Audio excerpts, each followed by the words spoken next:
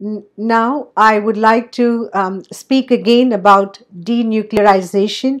This time, I'm not going to just touch base on denuclearization of Korean Peninsula. I have said this in my earlier segment. Denuclearization of the world is a priority. This is not something restricted to just one state or another.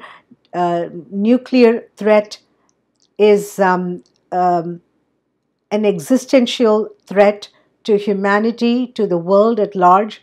Um, in fact, more than anything else, nuclear confrontation is and will remain a major threat endangering lives worldwide. So this cannot be slighted.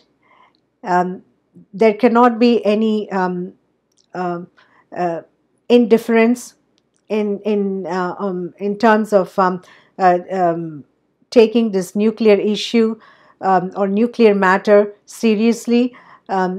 Nuclear proliferation, nuclear possession, that is nuclear status, with possession of nuclear arsenal is an existential threat. There is no doubt about it. And as I said, I say this unequivocally, that nuclear um, uh, proliferation, nuclear threats and nuclear warnings, and any kind of activities with nuclear components has been a menace to the world. This has been tried. This has been demonstrated, proving that to be catastrophic, to say the least, with the example of Hiroshima and Nagasaki in the past century, and now with the proliferation, nuclear proliferation among the major nuclear powers, United States, Britain, France, Russia, China, followed by other nuclear states, India, Pakistan, Israel, and so on. And I cannot exclude the other nuclear states by de facto. When I say de facto, my reference is to NATO allies, United States NATO allies. They are practically, when you come to think of it, they are nuclear states as well, given the fact that the nuclear arsenal or nuclear stockpiles are stored, or um, uh, they are held in NATO allies' possession as well. Uh, uh, this is in preparation for any possible nuclear confrontation between major nuclear powers such as United States and Russia in the Baltics, uh, uh, and that goes for that also includes the Central Asian region. And then in Asia Pacific, the confrontation not only that had existed between United States and North Korea, but then the tensions on in Asia Pacific between the major nuclear powers, United States and China as well. So these are the existing prevalent threats that continue to endanger or remain relevant threat to world at large. And for that reason, I reiterate that nuclear denuclearization, or the proliferation, that is non-proliferation, is something that has to be applied across the spectrum. There cannot be this debate about responsible versus reckless. There is no such thing as responsible versus reckless. As a matter of fact, anyone in possession of nuclear arsenal, they pose a threat to humanity, whether they are responsible or reckless. No, and again, I would also like to remind those who claim themselves to be responsible that they are the ones who have proved to be reckless in their action. So one has to pay attention to their own action when they are trying to evaluate the situation and exclude themselves from any fair assessment, for their actions speak louder than words. So they need to pay attention to their own trajectory, their past activities, their legacy, and that in itself is evident,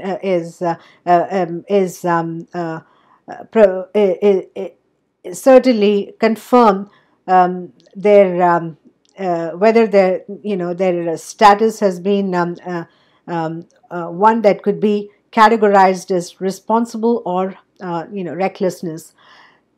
With the strategy itself in terms of nuclear proliferation, the nuclear testing, that has been another aspect where relentless nuclear testing is conducted, both over land, subterranean nuclear testing, so that is underwater. So overland, underwater, and in regions that has been taken for granted. In fact, rejecting the dangerous consequences of nuclear testing. And my reference is to nuclear testing in, say, South Pacific Islands, for example, that France has repeatedly conducted in South Pacific Island region, much to the inhabitants of those regions' anxiety, their opposition, and legitimate concern. So again, this is why I say that the major powers, those who are major nuclear powers, and they are also the members at the UN Security Council with veto power, are the ones who have to account for in many respects. So in terms of their nuclear status, their arbitrary decisions with invasion and occupation of foreign land, military interventions, territorial annexations. So there is so much to focus on when it comes to their activities. And ironically, they are the ones who are who have assumed the position as the ultimate authority, deciding on who should remain nuclear and who should go non-nuclear. This in itself is a big irony, and something that has to be addressed without any assumption as in terms of preferences, privileges, entitlements, and so on. I don't think anyone can possibly claim entitled. That is, they cannot claim any entitlements on nuclear status. Nuclear status, as I just mentioned, and I repeat, I underscore, is a major threat to anyone, anywhere, and accordingly, making this world a nuclear-free zone.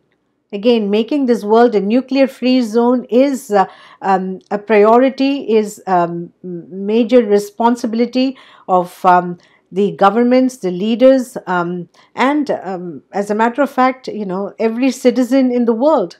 It is a responsibility that has to be accepted, and it has to be taken seriously, for this remains a big threat to living beings in general. So, the world has witnessed, there has been um, occasions when nuclear powers have come fairly close. They have been on the brink of nuclear warfare, nuclear confrontation, whether it be the Cuban Missile Crisis in the past century between United States and former Soviet Union, or nuclear threats that are continuously issued against by United States against nations they view as adversaries in the Middle East, or in Asia, Latin America, and so this is something that has become the norm. And again, let me also cite another nuclear um, confrontation, or there was the nuclear threat that was about to evolve into a nuclear a meltdown, was between the two nuclear states, India and Pakistan, in the Kargil warfare. They almost came close in terms of exercising their nuclear capabilities. So that is why I mentioned that nuclear arsenal in anyone's possession is a threat to anybody, and that goes for their own people. When nuclear states are threatening each other, I don't think this can be taken for granted that whoever is going to be the first one to make the move, the one who is at the receiving end, will just endure and not retaliate. That kind of assumption would be rather naive in the first place, and even if they thought that they would be just in a better position when they are making such threats, and even go ahead with such nuclear strikes. It goes without saying that there will be a showdown, and in that showdown there would be none left. So this would almost be like an eye for an eye, that would just make the world go blind. So that is why I consider the position of nuclear arsenal in with anyone is a threat, and it is time for the world leaders, the heads of the states, the governments, the political systems, and that goes for the institutions, organizations. They are the ones who are essentially the policy makers. They are the ones who are strategizing such decisions. They are the ones who are influencing on this matter, and they need to really think hard, contemplate, deliberate on what exactly are they doing when they are making such recommendations on nuclear proliferation and nuclear enhancements. They are not really doing anyone a favor, including themselves. No matter how influential, how extraordinary they may think they are in terms of their expertise, their knowledge, their scholarly achievements or status. Nothing would be scholarly, nothing would be intellectual when proposals such as this are made, where the world would come to uh, to the brink of nuclear meltdown, that would only lead to catastrophe, a disaster.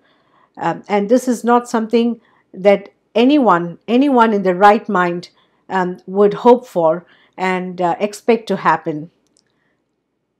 That is why I emphasize, I reiterate in no uncertain terms that nuclear non-proliferation, denuclearization, however that is being coined in terms of renouncing the nuclear status, that has to be applied across the board, beginning with the major nuclear powers, considering they are the ones who have been in the forefront, they are the ones who have led this nuclear proliferation to continue, and to, in a way, they have forced other vulnerable states whom they have threatened with nuclear warnings and nuclear threats. So they, whether it be Iran or North Korea, and other states who had contemplated on going nuclear, it's because of the nuclear warnings and nuclear threats against those states. They have had to think about going nuclear, and the concept that being nuclear means formidable is again a myth, as far as I can say. The reason I say that is a myth is because nuclear status, um, uh, any nuclear strikes against another nuclear power, as I said, is bound to have retaliation, and that would only end up in rubbles on both sides. Nothing to be proud of, nothing to gain in any respect. And nuclear strike by a nuclear power against a non-nuclear state, again, that has happened, as we witnessed in the past century, and that is evident that such action is not only a sign of weakness, a sign of um, um, carelessness, um, and lack of concern for lives that were lost in such endeavor. So there is nothing to be proud of when they think that being nuclear, going nuclear, and issuing nuclear warnings and threats against nuclear states or non-nuclear state will somehow make them powerful. It does not make them powerful. As a matter of fact, that kind of threats and warnings and even indulgence makes the world more vulnerable, and they are responsible to make other nations pursue and seek the nuclear path. So they are the ones who have to really think hard when they are considering such strategy. And I urge the so-called think tanks, the institutions, the organizations who are predominantly responsible for policy making, and they are influencing governments in this respect, to apply their knowledge, their intelligence, and their academic achievements and status, to make this world a safe and a peaceful place, rather than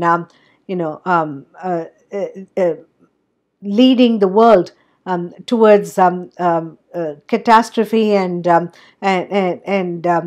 nuclear meltdown. That is something that is not going to benefit anyone, no matter how powerful they might be in terms of their military and nuclear status. Nuclear non-proliferation and renouncing nuclear status is something that cannot be deferred, that cannot be postponed in as something that is not viable. For I know that even the proposal such as this is considered unacceptable among many who think that being nuclear is the only way to remain formidable. Again, as I said, it has been proved otherwise time and time again. And not only the nuclear status is a threat to anyone, but the people of the countries who are nuclear states to begin with. The nuclear status, the nuclear sites, the nuclear facilities, the maintenance of the nuclear sites and facilities cost a fortune, and at the expense of the taxpayers of those nations. I mean, whether it be United States or any other nuclear states who are in possession of extraordinary nuclear stockpiles, they need to think in that regard as well. When they are trying to safeguard their nuclear arsenal, their stockpiles, and the monitoring the nuclear sites, their facilities. The threat doesn't have to come from your expected quarters. Or your the adversaries that you think might be the number one, should be your number one concern. I would say, you need to focus on the problems that exist within the management, maintenance of such nuclear sites and facilities. Again, in this respect as well, this has been proved in former Soviet Union, the Chernobyl disaster. How many more examples the world needs to be convinced that walking around and being in possession of something so dangerous and so potent, and that is lethal, is best discarded, rather than hoarding and proliferating the stockpiles. I mean, I'm not sure in how intelligent that is when the nuclear status has been proved counterproductive with, like as I said, nuclear reactors, where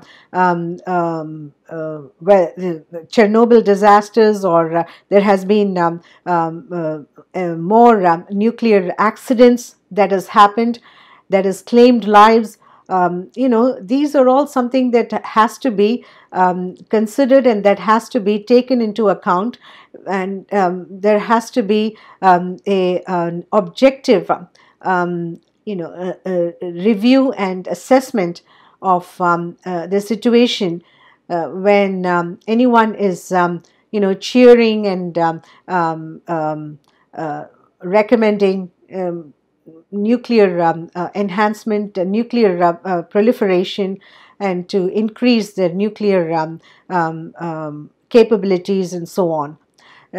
So this is a priority for the world, to get rid of the nuclear weapons once and for all, again, without exception. And there cannot be, this the categories created, as I said, responsible versus reckless. Everyone has to be assumed reckless. I mean, I don't think the question of anyone being responsible even arise when they have decided to go nuclear. If they were to, if they were responsible, they would have acted responsibly and rejected the idea of going nuclear in the first place. So they, the that is a telltale sign. That is, indicative of the fact that they have chosen to go nuclear, thinking that that makes them formidable. That in itself is a sign of recklessness, for they have not,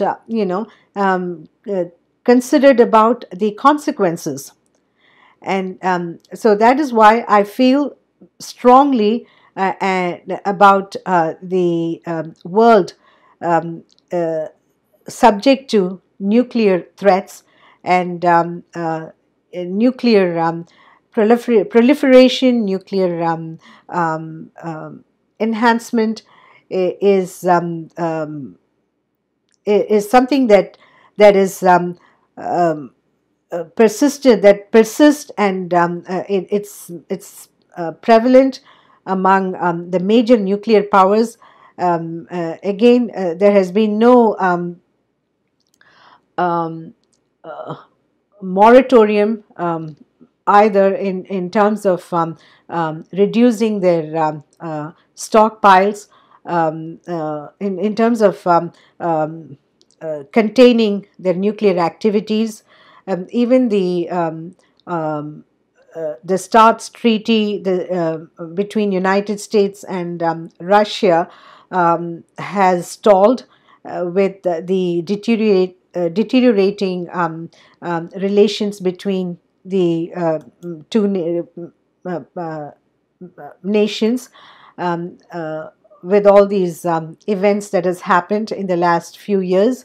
So and that again is a disappointment, is something that could have been averted, because the strategic arms treaty, that is the reduction of nuclear stockpiles on among major nuclear powers, and that goes for any other nuclear states as well.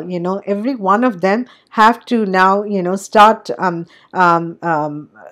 paying attention in this respect, and become responsible. If they claim that they are responsible, then I would say, it's time for them to exhibit their responsibility, right? So now, they need to come forward and say that they are, in fact, in agreement with the universal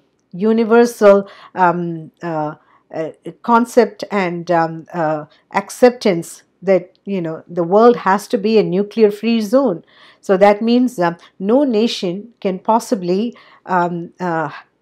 be in possession of this deadly potent nuclear arsenal. It's time to eliminate these nuclear weapons, and bid farewell to the nuclear threats and nuclear warnings that has been frivolously used, especially by United States at the highest level, that is the presidential level, and that goes for the presidential hopefuls during election campaigns as well. So these are the trends that has led to nuclear proliferation or nuclear ambitions, to that has accelerated the desire and need for nuclear proliferation. And this is something that has to be recognized and acknowledged by those who have influenced others to go nuclear due to their own reckless and egregious decisions in the past as well as in the present.